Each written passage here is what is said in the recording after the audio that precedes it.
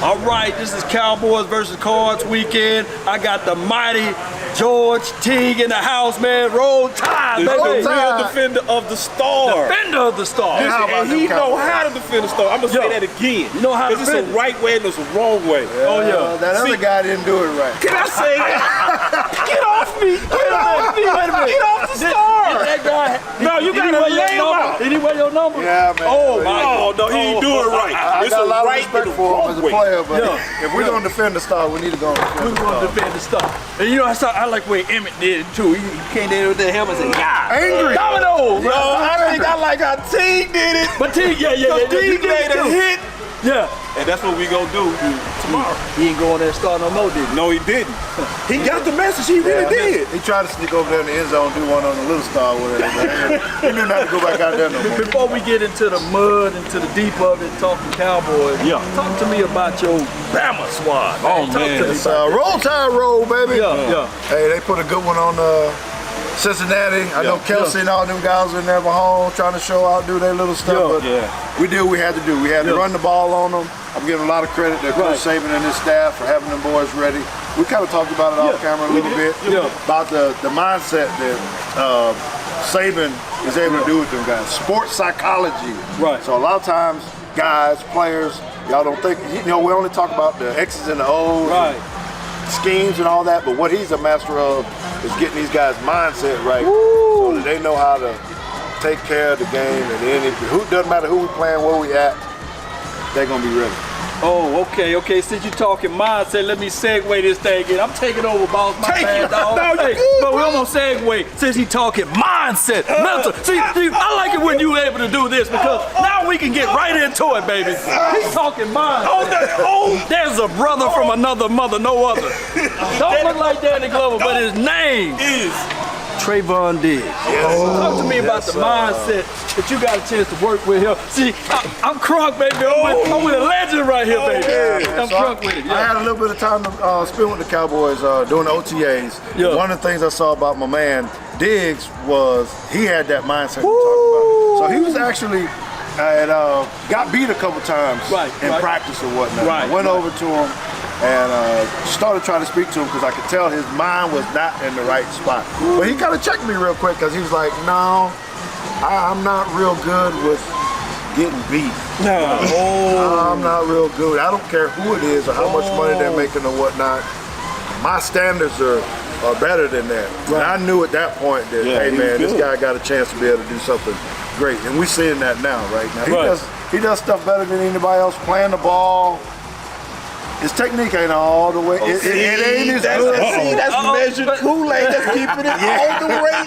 It ain't as good as it can be. It can be, right. He ain't even. And secondary people see that. Like, just to be honest, it's some technical things that eyes and discipline, little stuff.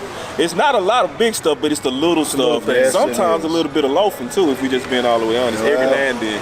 But it's just when that ball in there, he make that play. Tracking the ball down, he does it better than anybody else. But that's probably why he was playing wide receiver before he moved over. I don't know why he didn't have the success with wide receivers. But I can tell you, he can track that ball, but he's going to have to get better at the line of scrimmage. Oh, okay, talking about, redirect and jamming at the end. All the press technique stuff, he got to get better at. Press just may not be his cup of tea. I think you do. I think he impressed though, but it just may not be his strong suit. All right. Is it second year? That's true. It may not be his cup of tea, but I think if you really want to stay elite, if you want to be Deon Sanders and those guys, you got to know how to play off, and you got to be on. So you just got to add to your arsenal a little bit, so that he doesn't necessarily have to fall into that trail technique. The best thing about Deon Sanders when I played with him was he could use his weakness as a strength. Deon had a weakness. He tried that. He could use his weakness as a strength, and he could use that to bait people. Okay, yeah. So if he wanted to fall into a trail, he used to tell me all the time, Teague, you cover this no matter what. It ain't gonna look like I got the guy. I just need you to help me on this part or this route. And so he would intentionally bait those dudes to throw a certain ball so he can go kick it. Hey, this is so important for me to say this today because you played safety. And one of the things that we've been looking at for this team for a long time is safety play. And we got 3 guys Donovan Wilson, Malik Hooker, DeMonte KZ. How important it is for that safety to be in that relationship with that DB as relates to, like you just said, what Deon said. How long does that chemistry build? How long does it take for that chemistry to develop? Because some plays, I look at it in Pro Football Focus and all of the people that say that Trayvon Diggs give up a lot of yards, but I'm looking at the safety over the top. He's late, or he's not in phase, or he's not in position to actually help out the young DB. How much does that safety communication work with the DB? No, it's critical. But I'm glad you put that in there because it's one of the biggest factors, really. Maybe you need an off season or something like that to really try to talk through what that's going to look like. But that was the first thing Deon did when he came. When I came, the very first meeting was on a whiteboard with a little dry erase thing. I need you here, not here. I need you here, not here. And Coach Sam said, Teague, don't you do that. He's going to be setting you up. And Prime erased it and did it again. I need you here, not here, right in front of Coach. Well, that created a bond instantly. What a story. Right, but it's good talk. And that led into me on how I played with Deon Sanders and Darren Woodson and Kevin Smith and those guys. So they knew where I was going to be. Right. And I could take control sometimes and say, Deon, this ain't the time, boss. Not this place, right? Because I tried to be the quarterback. Your safety, those safeties that you're talking about, they have to be the quarterbacks of the defense. I'm going to say, Trayvon, I know you want to go jump this part or whatever. Let's do this together. You know what I'm saying? You can only get this out of Cowboy Experience. I'm gonna tell you this right now. Like that? Like, cause that type of inside information of the story of Deon Sanders on the whiteboard, you're not gonna hear anywhere else. So we actually sitting at the Battleground. Battleground. That's going down tomorrow. I want y'all to hear me. It's going down tomorrow. Okay? I want to ask you, Mr. Teague, because I'm drinking the Kool-Aid. I'm gonna be honest. Can I be all the way honest, Law? Can I be all the way honest? I'm drinking the Kool-Aid. But is tomorrow really the deciding factor, or to say that we are who we think we are? That's for Mr. Teague. The defining moment. I don't know if he was reading my mind or whatnot, but I think this is the game that's really going to tell. Because I'm the same way. I'm Cowboy through and through, right? But I need to see one more game of consistency from the offensive side of the ball. Defense has been balling it and doing it. We just had a good one with the offense this past week against the Washington football team. But this one, we need to show up, win convincingly, go ahead and handle our business, and once we get out of this Superdome, the AT&T Stadium over here at the end of this by 6:30 tomorrow night, we're gonna know that we're ready to get to the NFC Championship and maybe beyond. Where we at on time? 8:59. 8:59. Okay, we can start putting in the final word. And then we can do this. If y'all want to, we can go inside and just have a seat and be more comfortable. Keep shooting. Okay, you keep shooting while we walk. Come on, I got you. Hey, I got this. Keep it real. Yeah, just get a little bit more comfortable. I got y'all. Hey, because we just want to give y'all, slow. We just want to give y'all a beautiful view of what's going on with Cowboy Experience real quick, as well as obviously, show y'all the Battleground. Because some of this stuff you're not gonna see unless you're in Dallas, Texas.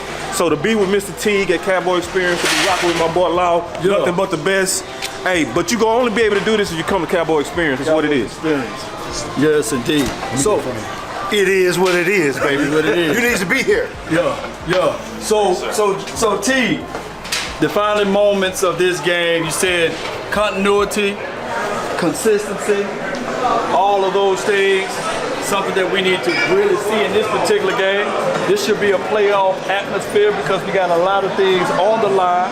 We got a lot of things that we got to get out as it relates to this. And one of the things that I can tell you, man,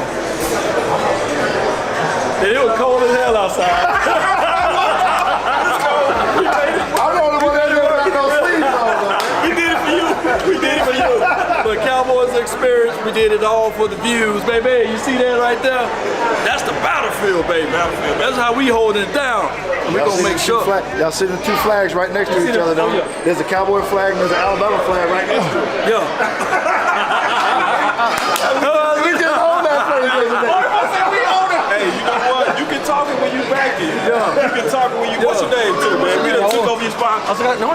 Just my son's spot. Okay. The cool guy. Cowboys, yes, sir. Appreciate you. How about them Cowboys? We just talking ball with the opposite legend. You know, we immediately just encroach on your spot. We were just Go ahead, man. You remember George, man? You know, coming out there. George Teague, man. Yes, sir. Yeah, 31 over here. Just one of the things that obviously I want to ask Mr. Teague and be all the way straight up. Mr. Teague, I'm gonna be all the way honest with you, because I said this, I believe this is the bottom of my heart. Do you believe that this is a Super Bowl defense? Not offense, defense. I'm glad you mentioned This is a Super Bowl defense. What we got going on up front, when you put Michael Parsons, Diggs, the front line, and the way Dan Quinn got those guys going, we kind of talked about Aiden, defensive line coach, George Edwards, all the people putting it together.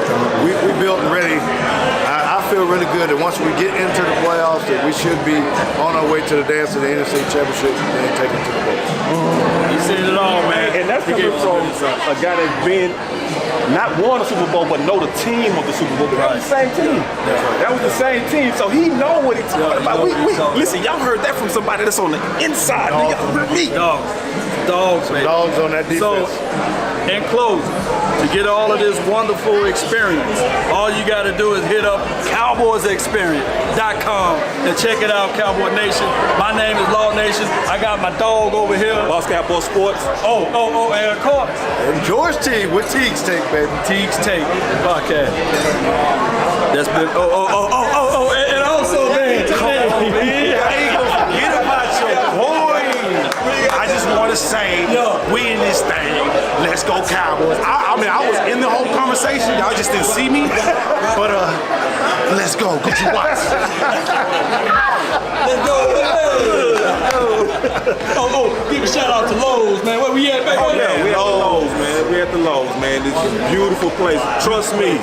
I think this is the best place if you're a Dallas Cowboy fan. I'm gonna be all the way honest with you.